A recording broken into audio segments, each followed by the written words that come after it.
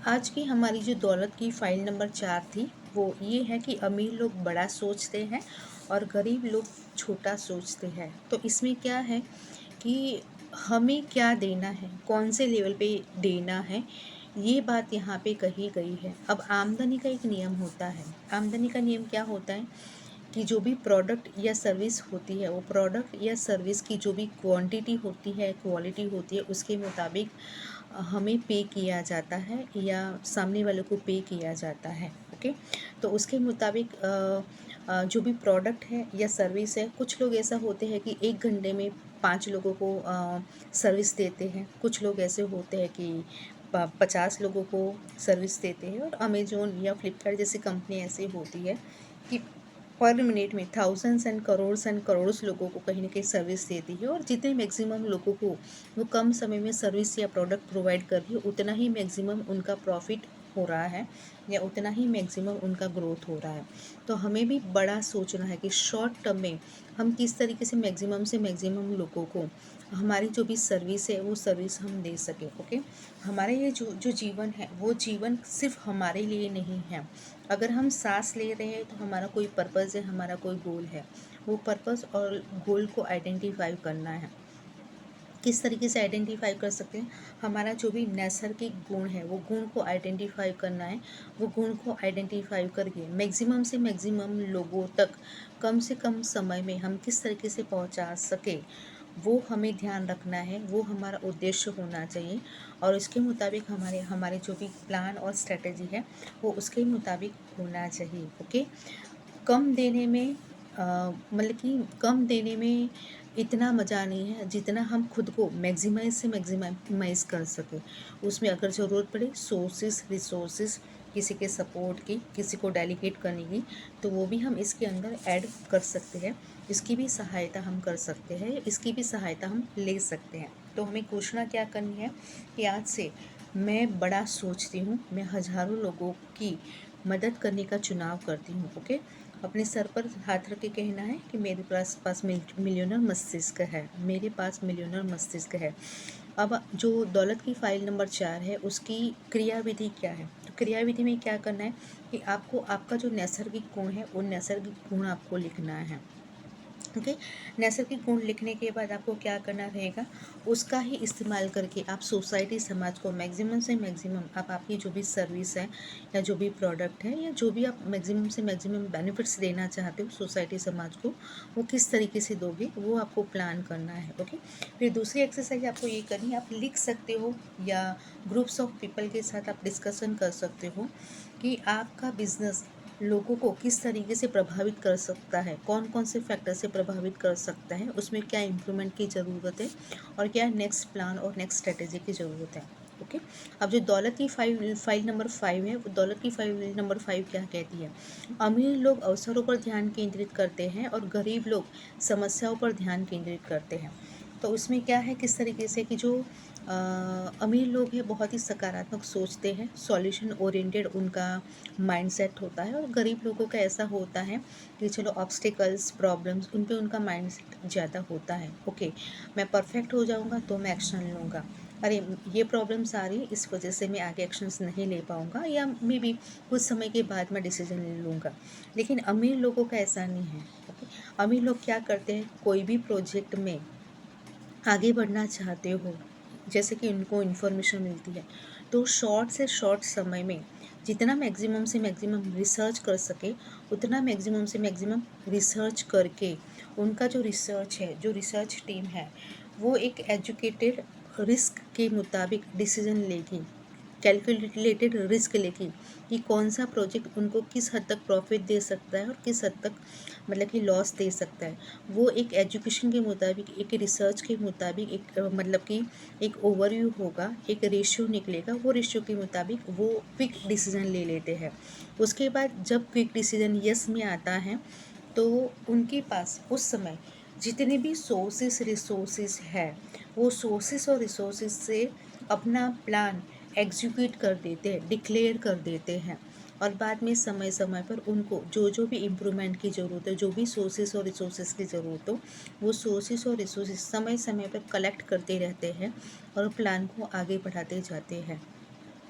Even उनके पास उतना knowledge ना हो, उतनी स्किल ना हो, तो वो नॉलेज और स्किल को भी पाने की कोशिश करते हैं। अब जब नॉलेज और स्किल पाने की बात आई, तो अगर हमें हमारी लाइफ में एक लेवल पे आगे बढ़ना है तो हम क्या कर सकते हैं, हमें नॉलेज जहाँ से भी मिले हम वहाँ से नॉलेज ले सकते हैं।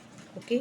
अब वो नॉलेज लेने के लिए, जैसे कि मुझे कोई होटल मैनेजमेंट का नॉलेज लेना है, तो वहाँ पे एज अ शेफ़ भी मुझे कुछ समय के लिए जॉब करनी पड़े, then I will go for that. क्यों? क्योंकि एक प्रैक्टिकल नॉलेज जो वहाँ से मिलेगा वो मेरी खुद की इंडिविजुअल होटल में से नहीं मिलेगा। अगर मुझे 2 महीने का, 2 साल का या 5 साल की कहीं जॉब मुझे करनी पड़े कोई पर्टिकुलर बिजनेस के नॉलेज के लिए, then I will choose for you. मैं वो चूज़ करूँगी और उसके मुताबिक नॉलेज मिलने के बाद फिर मैं कहीं ना कहीं अपना जो भी बिज़नेस का प्लान या बिज़नेस की स्ट्रेटजी है वो बिज़नेस का प्लान और स्ट्रेटजी बनाऊँगी। ओके।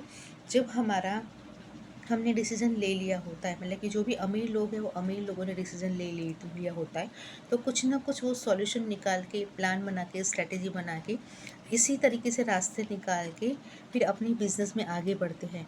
गरीब लोगों का ऐसा होता है कि ओके, मेरे में ये कमी है, मेरे पास ये नहीं है, तो जब ये आ जाएगा मैं परफेक्ट हो जाऊंगी या हो जाऊंगा, उसके बाद मैं डिसीजन लूँगा, उसके बाद मैं प्लान एग्जीक्यूट करूँगा और उसके मुताबिक फिर मैं सोचूंगा। ये जो मेंटालिटी है वो अमीर माइंडसेट वाले की नहीं होती है। वो उनको जिसमें भी प्रॉफिट लगता है क्विक एक्शंस ले लेते हैं और पॉजिटिव माइंडसेट के साथ जिस तरीके से प्लान एग्जीक्यूट करना है उस तरीके से प्लान एग्जीक्यूट करते हैं। फिर उनका पूरा फोकस उनके प्लान, उनका गोल, उनका लक्ष्य, उनका टारगेट, उनके प्रोजेक्ट पर होता है। As per the law of attraction जो पहले कहा गया है कि हमारा ध्यान, हमारा फोकस जहाँ पे होता है, जो यूनिवर्स की एनर्जी उसी को मैनिफेस्ट करने में सहायता करती है। ओके। तो सकारात्मक रहना भी हमें इसी वजह से ज़रूरी है। हम जितने सकारात्मक होंगे, यूनिवर्स की पॉजिटिव एनर्जी, उनकी जो भी ब्लेसिंग्स हैं वो हमारी सकारात्मक सोच पर होगी। जितने भी हम नकारात्मक होंगे, हमारी वो नकारात्मक सोच पर यूनिवर्स की एनर्जी सो बी इट कहेगी, तथास्तु कहेंगी। तो इसी वजह से हमें सकारात्मक रहने की हैबिट डालनी है, उसकी हमें रेगुलर प्रैक्टिस करनी है। ओके। तो अब जो हमारी ये जो घोषणा है वो घोषणा में हमें किस तरीके से करनी है कि सबसे पहले तो दिल पे हाथ रखना है। दिल पे हाथ रख के हमें ये कहना है, मैं बाधाओं के अवसरों पर ध्यान केंद्रित करती हूँ, मैं तैयार हूँ, मैं गोली चलाती हूँ, मैं निशाना साधती हूँ, मैं मीन्स कि क्विक एक्शन ले लेती हूँ। जहाँ पे भी मुझे लगता है कि हाँ, यहाँ से मुझे प्रॉफिटेबल मतलब कि प्रॉफिट होने वाला है और ये एजुकेटेड रिस्क है। ओके, कैलकुलेटेड रिस्क है। एक रिसर्च के बाद मुझे पता चला है कि डू एंड डोंट क्या है उसके बाद। ओके। सो घोषणा, दिल पर हाथ रख के हमें घोषणा करनी है, मैं बाधाओं की बजाय दूसरे अवसरों पर, बाधाओं की बजाय अवसरों पर ध्यान केंद्रित करती हूँ, मैं तैयार हूँ, गोली चलाती हूँ और मैं निशाना साधती हूँ। ओके। हम हमारे सिर पर हाथ रख छू कर रख सकते हैं, कह सकते हैं कि मेरे पास मिलियनर मस्तिष्क है, मेरे पास मिलियनर मस्तिष्क है। ओके। अब इसकी जो एक्सरसाइज में क्या करना है कि खेल में उतर जाए, इस काम या प्रोजेक्ट पर विचार करें। आप जो भी काम करना चाहते हो उस पर विचार करें जिसे आप शुरू करना चाहते हैं। ओके। आप जिस चीज़ का इंतज़ार कर रहे हो उसे भूल जाए। आप जहाँ पर भी हो, जो भी हो, आपके पास जो भी रिसोर्सेस हो, बस वही रिसोर्सेस से आपको क्विक एक्शन लेने की हैबिट डालनी पड़ेगी। वो भी कब? एजुकेटेड रिस्क के बाद, एक रिसर्च के बाद। ओके। उसके बाद क्या है, आशावाद का अभ्यास करें, सकारात्मक रहने का, सॉल्यूशन ओरिएंटेड पर्सनालिटी बनना है। एज वेल एज हमारी सोच सकारात्मक रहे वो हमें प्रैक्टिस करनी है। ओके। नकारात्मक जो लोग होते हैं उनके मुताबिक हमें कोई भी मतलब कि अनएजुकेटेड रिस्क या अनएजुकेटेड डिसीजन नहीं लेने हैं। फिर तीसरा जो है, आपके पास जो है उस पर ध्यान केंद्रित करें। ये भी बोले तो एकाग्रता बढ़ाने की प्रैक्टिस है, सकारात्मकता बढ़ाने की। हम सकारात्मक सोचते हैं, फिर एकाग्रता हमारी बढ़ाएंगे तो एकाग्रता हमारी सकारात्मकता की तरफ ही रहेगी। ओके। आपके पास जो नहीं है उस पर ध्यान केंद्रित नहीं करना है, या आप जो नहीं चाहते उस पर आपको ध्यान केंद्रित नहीं करना है।